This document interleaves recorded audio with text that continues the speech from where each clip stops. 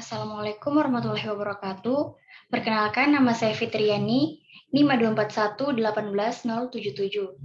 Di sini saya akan mempresentasikan proposal rencana penelitian saya dengan topik penelitian yaitu mengidentifikasi pemahaman siswa tentang konsep elastisitas bahan setelah pembelajaran daring. Adapun yang termuat dalam presentasi kali ini, yaitu yang pertama bab 1 pendahuluan, yang kedua bab 2 penelitian relevan, kajian pustaka dan kerangka pemikiran, dan bab 3 yaitu metode penelitian. Langsung saja masuk pada bagian pendahuluan yaitu latar belakang. Adapun latar belakang dalam penelitian ini itu, kita ketahui bahwa sekarang pembelajaran yang semula dilakukan berbasis tatap muka secara langsung di kelas harus digantikan dengan sistem pembelajaran yang terintegrasi melalui jaringan internet secara virtual atau online learning, atau biasa disebut sebagai pembelajaran daring.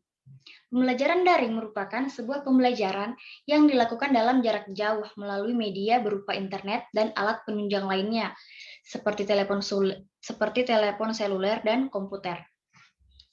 Pembelajaran daring membuat siswa sulit untuk fokus pada pembelajaran karena suasana rumah yang kurang kondusif, keterbatasan kuota internet atau paket internet atau wifi yang menjadi penghubung dalam pembelajaran daring, serta adanya gangguan dari beberapa hal lain.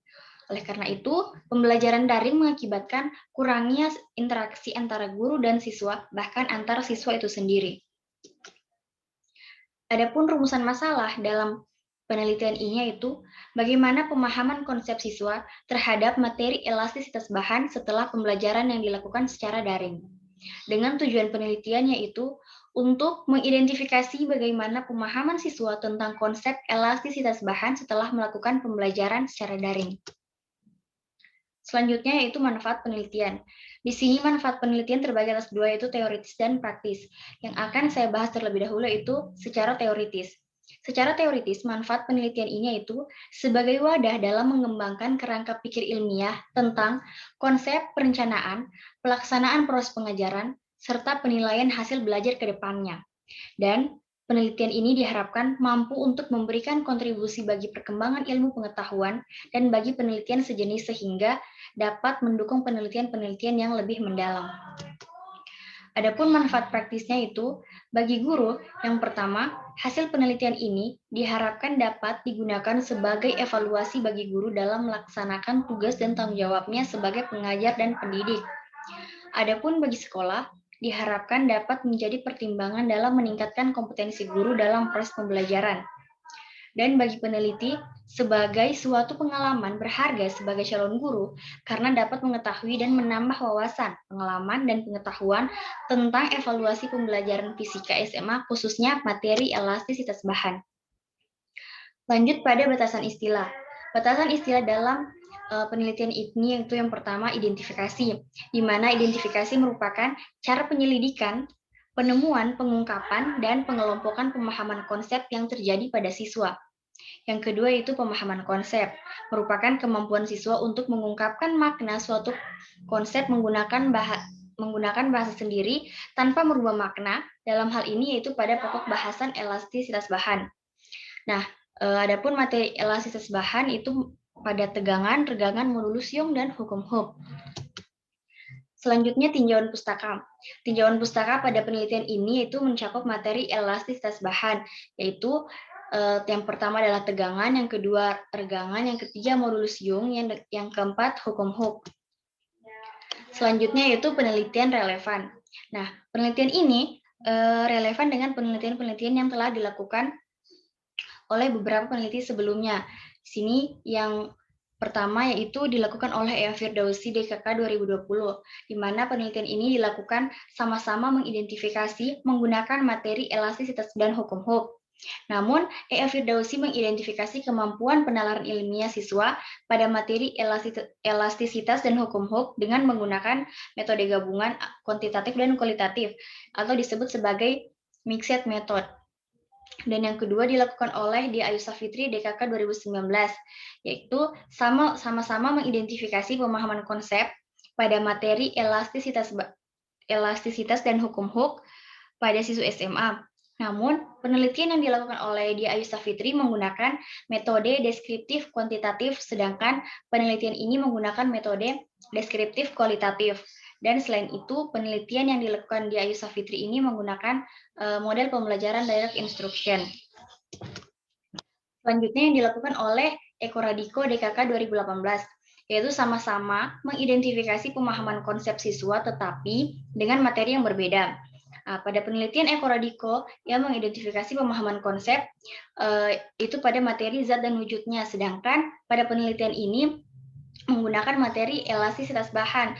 Selain itu, penelitian yang dilakukan oleh Eko Radiko menggunakan metode deskriptif kuantitatif, sedangkan pada deskriptif kuantitatif dengan menggunakan teknik purpose sampling, sedangkan penelitian ini menggunakan metode deskriptif kualitatif. Yang terakhir itu yang dilakukan oleh Khairul Yakin DKK tahun 2017, itu sama-sama bertujuan untuk mengidentifikasi pemahaman konsep siswa, tetapi menggunakan bahasan yang berbeda, dan juga penelitian yang dilakukan oleh Khairul Yakin dilengkapi dengan teknik CRI atau Certainty of Response Index. Nah, lanjut pada kerangka pemikiran.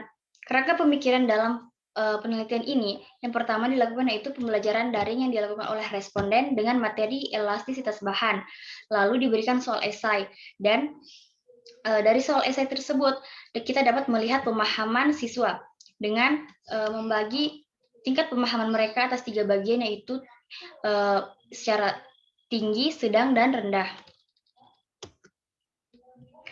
Lanjut pada metode penelitian. Yang pertama itu jenis penelitian. Jenis penelitian ini yaitu penelitian deskriptif dengan pendekatan kualitatif, dengan lokasi dan waktu yaitu dilakukan di MA Al-Herat Parigi semester ganjil tahun ajaran 2020-2021.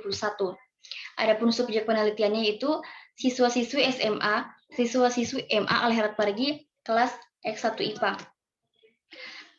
Teknik pengumpulan data. Teknik pengumpulan datanya itu yang pertama yaitu tes, dan yang kedua dilakukan wawancara secara mendalam.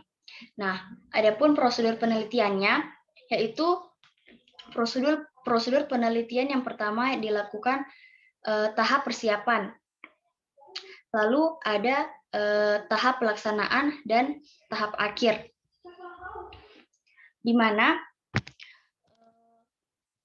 pada tahap persiapan yang pertama dilakukan yaitu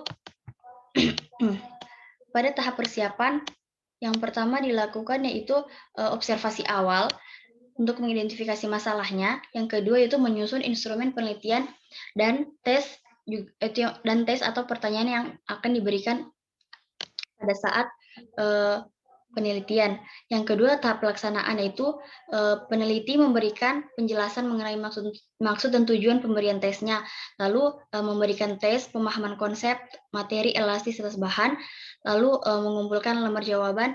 Setelah itu jawabannya diperiksa dan dilakukan pengelompokan pemahaman yang tinggi, sedang, dan rendah. Nah, dan tahap akhir itu melakukan pengolahan datanya secara serta analisis data dan penyajian data dalam bentuk laporan penelitian. Nah, selanjutnya pada teknik analisa data. Teknik analisa data itu yang dilakukan pertama adalah mereduksi data, di mana reduksi data ini, tahap reduksi data ini terbagi atas 2. Yang pertama kita melakukan koreksi hasil tesnya, yang kedua menyederhanakan hasil wawancaranya dengan responden tersebut. Lalu yang kedua adalah penyajian data. Nah, di sini tahap penyajian data ini kita menyajikan hasil jawaban tes yang digunakan untuk menentukan responden penelitiannya, lalu menyajikan hasil wawancaranya. Nah, dari hasil penyajian data yang berupa jawaban tes pemahaman konsep siswa dan hasil wawancara selanjutnya itu dilakukan analisisnya. Dan yang terakhir yaitu penarikan kesimpulan.